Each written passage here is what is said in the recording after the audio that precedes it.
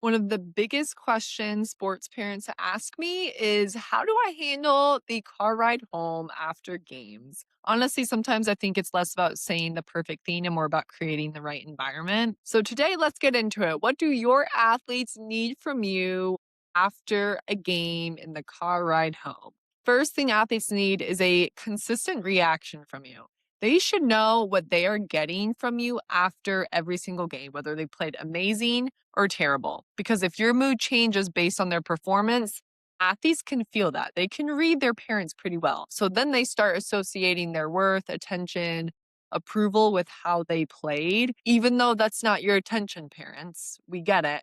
But home should not feel emotionally dependent on the scoreboard, or your love, your reaction should not feel dependent on the outcome of the game. So athletes should expect a hug from you every single time. I love watching you play, honey. Where do you want to go eat? They should know exactly what they're expecting from you. The last thing that you want to do as a parent is be a distraction and have your athletes think in the middle of the game, oh my gosh, I wonder what mom or dad is going to say to me after this. Because I know you don't wake up thinking, oh, I want to be a distraction for my kid today and make the car ride home miserable.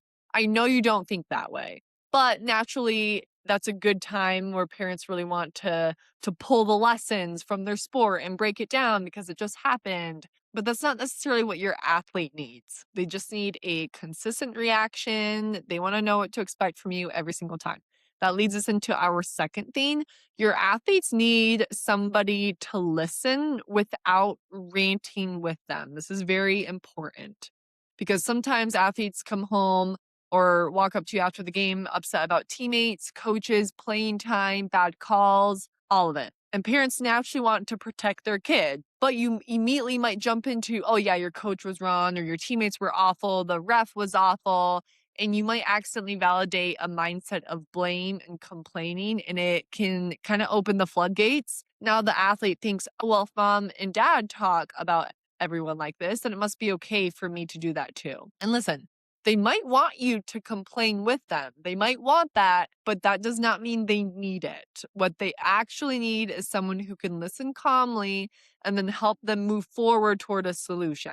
Questions like, so what are you going to do about that? How can you respond better next time? How can I support you? That is much more productive than just emotionally spiraling together.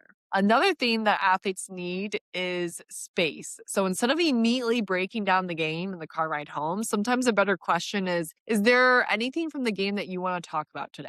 And if they say no, respect that. Not every athlete processes emotions immediately, but that does not mean you ignore important things. I'm not saying you can't parent them. 1,000%. You need to parent them. They need lessons. Maybe there was something you didn't like, maybe how they treated a teammate, how they responded to a mistake, maybe something that they said to the referee.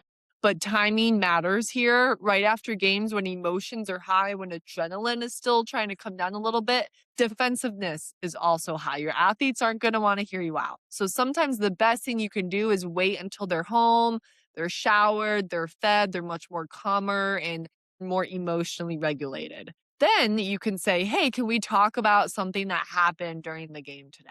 And if they say no, that conversation still matters. But then maybe you ask, okay, well, then when can we talk about it? You don't give them an option. It's happening, but you're giving them some leeway there because avoiding the hard conversations completely, that's not going to help either.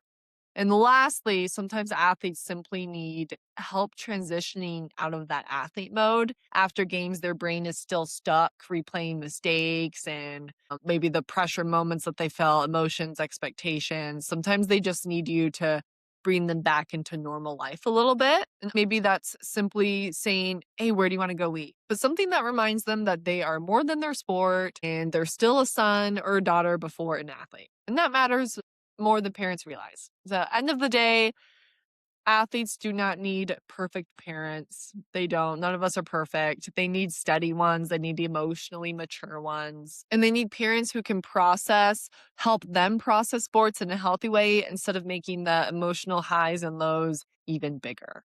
For more help with navigating your family's journey in sports, maybe youth sports, maybe you're a parent and you're wanting to know, hey, how do I handle this situation with my athlete? Please feel free to reach out to me. We can set up a free consult. We can email back and forth. We can talk about maybe one-on-one work with your athlete. My website is rootedsportspsychcoach.com. Thank you for tuning in, parents, and we'll see you next week.